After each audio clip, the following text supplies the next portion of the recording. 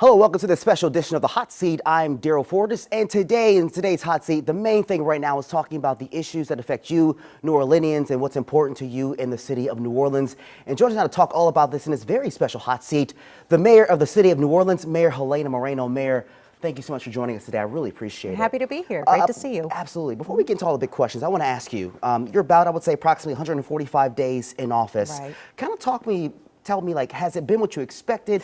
What's been your challenges or things that you felt like that you were like, man, this is really challenging? Yeah, it definitely hasn't been what I expected. Now, obviously, I always expected the job to be hard, but kind of the level of just some things that had just been so wrongly done for quite some time was to the point that it was actually pretty shocking. And there was also a lot of I think some resistance when we came in because we immediately were like, we need to change some things. We need to work with urgency. And so I think there was a little bit of a shock there. But now it seems like we're getting things rolling a little bit better. But, you know, I don't think that any mayor can come in and just think that they're going to know everything or like that, you know, that they can expect the job to be a certain way. Because as soon as you get in, I mean, there's so many things that are surprising, and then not to mention there's so many things that are really like life altering too, you know. So I wasn't expecting, I guess,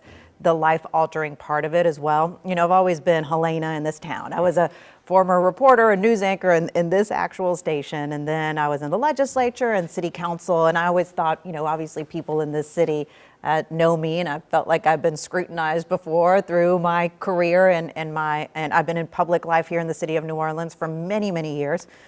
But once you become mayor, it's this whole just different level. And that to me, I think just personally was surprising to me and my husband.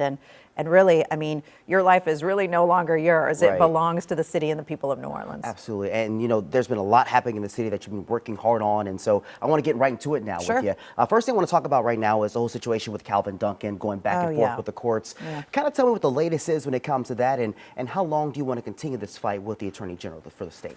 Well, look, I mean, I'll say this. The ruling that we recently received in the Supreme Court was really a split decision. It was a very close ruling. And because of that, I have asked the city attorney to move forward with a rehearing and oral arguments. And so the deadline to file that will be Friday, this past Friday. And so that'll be filed. And so we will ask for that rehearing. Hopefully that rehearing and oral arguments are granted because there are additional things that we'd like to put on the record. And the dissenting arguments by 3 of the justices were really scathing, and they brought up some very important points. And so we'll be asking for that rehearing, and we'll see how that goes. Okay, absolutely. And I want to keep it when it comes to the state leaders, talk about Attorney General Liz Moore. Sure. I want to talk about when it comes to Governor Jeff Landry. He talked about the whole situation with teacher pay, right? He says that there is money that these school systems can tap into. He said, he quoted over $1 billion, he believes. When it comes to this, are you seeing this when it comes to Orleans Parish Public Schools? And if so, kind of tell me what can be done to probably help get these teachers some pay raises. Yeah. Well, look, obviously, I think it's important to ensure that our teachers are paid fairly and paid what they deserve. You know, at the same time, I think it's also challenging when schools are really working for every single dollar. And, you know, here in New Orleans, that's one of the main reasons why I pushed forward to ensure that we did the Orleans Parish School Board settlement. As you recall, we had this long dispute over particular tax collections that the city was collecting and whether or not we should have been collecting the way that we were. And we found that we owed the Orleans Parish School Board dollars. During my last term, we thought that there was an agreement and we were going to move forward with that. The former mayor said, no, we're not. And so as soon as I became mayor, I'm like, we are going to figure out a way to settle this. And so now that settlement We've finally come to an agreement, and now we're just working on signing off on the paperwork, but that will provide some needed dollars to the schools here in New Orleans. Absolutely, and that's a big thing. We could talk about that segment alone Sure, for several exactly. minutes, but we don't have a whole lot of time. So I'll move things over now to Sewage and Water Board. Of course, a big thing when it comes to signing that executive order That's right. to really find out the best ways to make Sewage and Water Board more effective. So for our viewers out there who may be frustrated because of what was happening with all the flooding we had Yeah. for the past, the water main breaks and things like that, what is your biggest hope when it comes to Sewage and Water Board and the plans moving forward to make things better for the citizens? Yeah, bottom line, I mean, you said it, it's like better outcomes. And ultimately, the problem with the Sewage and Water Board is that there were really three entities who were somewhat in charge of the Sewage and Water Board, but no one to fully hold them accountable. So you had the state, the New Orleans City Council, and a governing board. That's why I went to the legislature this year and said, I want the city to start gaining more control of the Sewage and Water Board and put us in line with other parishes across the state and really other counties and cities across the country. And so that legislation overwhelmingly passed the legislature this year. And it allows for the city council by ordinance to start taking control of the Sewage and Water Board. Now, the executive order that I signed last week has to do with putting together a committee so that there can be a bit of organization and vetting process of proposals, ordinances, policies, so that it isn't just everybody just doing a bunch of random things and just throwing a bunch of things at like what a new sewage and water board could be, because that can lead to potential chaos, disorganization, and I need everyone to be focused on better outcomes, and we need an organized approach, and that's what that executive order created, this task force that will help guide us and be orderly and focused about what those changes could be. I want to talk about Randy Heyman. Of course, he's only been on the job for just under a year now or so, I believe. Of course, you know, when the whole thing happened with the floodings and the water main breaks across the city, he was grilled with, of course, some local folks here, including Jason Hughes for the city council. Do you have faith in Randy Heyman that he can get the job done with Sewage and Water Board? So look, I mean, obviously, we have a lot of work to do, and this next process moving forward, working closely with the city council. We'll see how all of that works out, and not to mention, we also have to figure out some very difficult issues as we move forward with renewal of millages and a potential parcel or stormwater management fee. Like, those are all very difficult things that we need to figure out. There's also different earmarks and funding mechanisms that we need to work for us on the federal side. So I want someone to be a partner with me and the city council. And if Randy Heyman is going to be that partner, well, then that's great. But we're not looking for an obstructionist. But you have faith in him that he can get the job done? We're going to see how this next process moves forward, and then we'll figure out like what type of partnership we really have to make sure that we're moving forward in the positive direction. Okay, absolutely. I want to move things over now to Nord. Of course, Larry Barabino Jr. Yes. Resigned from his post there after serving for 7 years. I know you have a task force together to really find ways to kind of, you know, really reform Nord, make Yes. things better. I remember listening to a podcast, Mayor, probably a few months ago. It was Tyron Matthew. He talked about how, you know, whoever the next mayor was going to be, which of course became you, he'll support whoever as long as you do the right thing and really continue to better the recreational Yes. parts Yeah. of the city of New Orleans. What are you hoping to do? And just throwing this out there, would you consider bringing in a Tyron Matthew or former athletes of the city to come in and maybe hear their point of views on how to better Nord? Sure. Look, I'm looking for all types of partners because my goal is to be able to create as many recreation opportunities as possible, particularly for our youth. Obviously, we want to create recreation for everyone, including our seniors, but particularly finding opportunities for our youth. And so there's a couple of things happening. One, we have the task force that is looking at all different things that need to be improved with Nord, including how do we better maintain the facilities, looking at whether we do a potential workforce merger to combine workforces of both Park and Parkways and Nord to see if that'll lead to better outcomes. It's something that's been recommended for quite some time.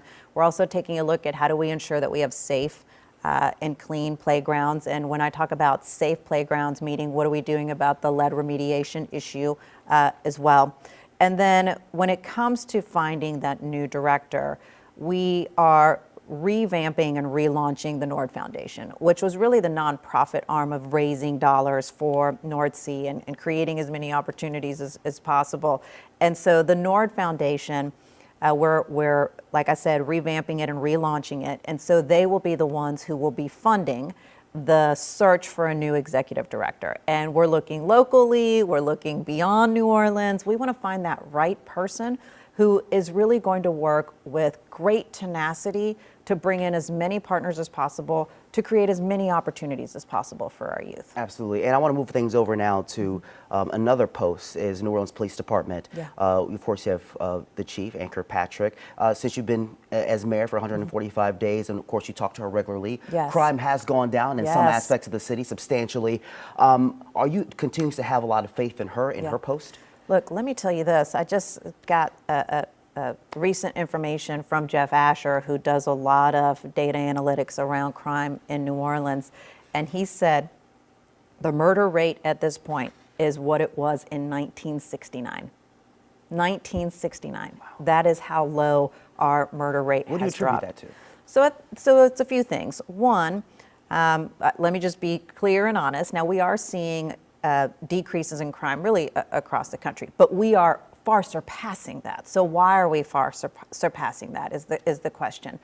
It's really twofold. One, we're doing a lot on the prevention side. Dr. Jennifer Avegno, she is just a rock star in getting one grant after the next from the federal government, and also some included from the state side on just the prevention piece, okay?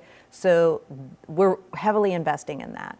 But then at the same time, we are also working very closely with law enforcement partners throughout our region, with the state, and also with the federal government. And so Chief Kirkpatrick has really done a great job in building those partnerships, talking with folks from state police and other regions. They really like working with her. They like that level of communication that they have with her. And so, yes, I do have faith in Chief Kirkpatrick. And, you know, I really appreciate the fact that she's also building up leaders within the New Orleans Police Department as well. Should she ever decide that, you know, it's time to move on to the next thing, you know, then she has built up that great leadership team within the NOPD for somebody else potentially that could step up. So, Mayor, it sounds like to me, though, when it comes to your end, she can stay however long she wants to stay. Is that my understanding? Look, when Chief and I met right as I was going to transition into office, you know, she pretty much said that she wasn't looking to be here for years and years and years, and which is the reason why she was building up that leadership team within NOPD, so that if she ever decided that, you know what, it's time for me to move on to something else, that I would have several people who I could choose from who would very easily be able to step into that role. And so I'm not sure how long she chooses to be here, but yes, I've been satisfied with her work, and she hasn't given me any reason not to have faith in her. Absolutely. Mayor, there are several things that you really were trying to hit on for the first few weeks you started this administration. One of the biggest things you talked about was the street lights, Right. really trying to make sure the Right. street lights are on and things like that.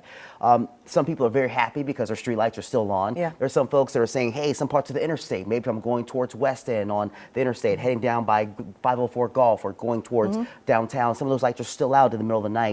What's your message to some folks out there that are saying, hey, I may not be seeing those lights as promised from the mayor? Is there some patience you want them to have? What is your message to those folks out there? Well, overall, I'll just say this, that probably the hardest part has been managing people's expectations, because when you come in office, people want you to literally flip that switch and everything all of a sudden be transformed and fixed. On the lighting piece, we are making just significant advancements and working on repairing lights. We've repaired thousands of lights since I took office January 12th, for well over 3,000 lights, from the interstate to just in different neighborhoods, and also been incredibly more responsive than ever over the past several years on 311 calls for lights. So that's a work in progress, and we're also working on changing the infrastructure too in our lighting systems, because one of the reasons why our lights would continuously go out is that people would steal the copper.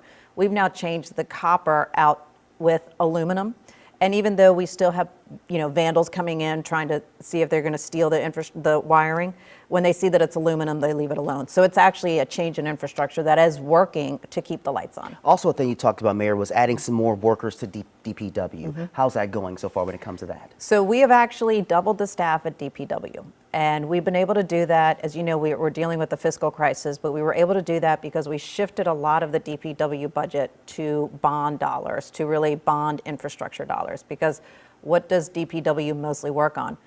Infrastructure. And so, for example, we have hired now at least 15 employees who will be working on permanent paving. So this is mill and overlay work. This isn't just the pothole filling.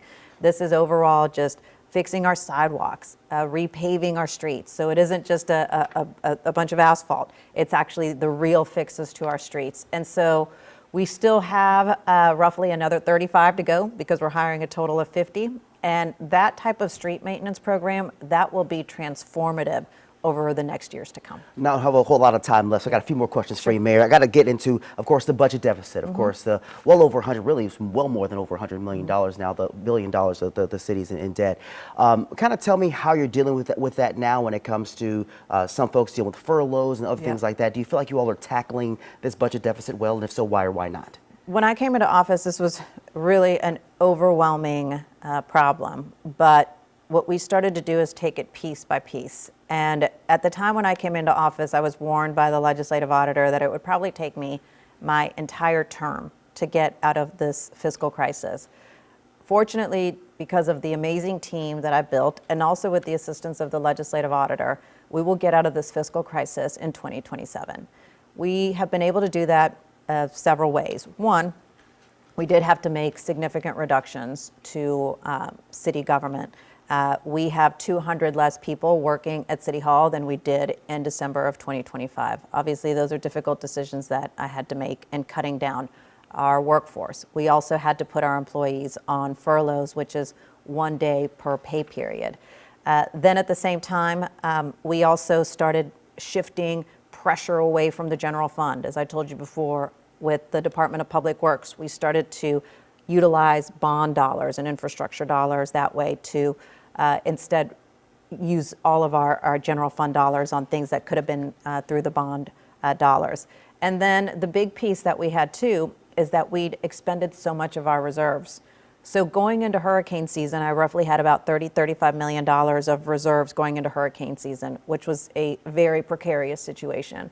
That's why we moved forward with taking the upfront payments on the Caesars lease for 9 years. We have now invested those dollars at close to a 4% investment rate, which means that initially the potential dollars we could have lost over the 9-year period, it'll be made up over the years of the money being invested. So that overall was a good deal for us, and we now have about $135 million in our reserves going into hurricane season. So let me get this straight. It was supposed to take some time for your full term to get out of this. That's now right. You're saying 2027 you could possibly. That's right. And so what would have taken 4 years, we were able to get done in 1. Now, there's still a very important piece that has to happen, and that is we will be going back to bond commission for one last round of a loan. It'll be a long-term loan for us to pay off, just to get us through the very end of this year and beginning of next. And then if we get that done, remember, this is not a loan from the state. Right. This is a loan from a banking institution, but Yeah. the state has to approve it. If we get that done in 2027, it is a new day. Now, granted, it's still going to be a time of, there's no free-for-all spending or anything like that. We're going to have to be very tight on our budget still, but we will no longer be at a deficit. Mayor, I mean, that's big news for the folks out there in the city of New Orleans when it comes to this budget crisis. Finally, before we leave, what are the biggest goals you have now moving forward? We talked about a lot of things here. We threw a lot at our viewers right there, but what are some other things that you really are looking forward to really tackling in the near future? Got about a minute to answer this. Look, basic services overall, figuring out a path for better funding for the Sewage and Water Board. On the NOPD piece, the one piece that does need reform and assistance is the whole overtime issue, which Chief Kirkpatrick is working hard to get a handle on. And so just pushing every single day to deliver for the people of this city. I may not be perfect, and I'll certainly, for sure, everyone makes mistakes, and I'll make mistakes too, but what the people of New Orleans can be guaranteed is that every day I will come in, work hard for them, and so will my team. Mary, thank you so much for joining us. Really appreciate it. Hopefully have you again in the next couple of months. Looking forward to this conversation, and best of luck to you and the city of New Orleans. Thanks, Daryl. Good to see you. Yes, ma'am. And thank you so much for joining us here for the Hot Seat. I'm Daryl Fortis. For more on this interview, we have this on our website on WDSU.com and also on our WDSU mobile app. Have a great night.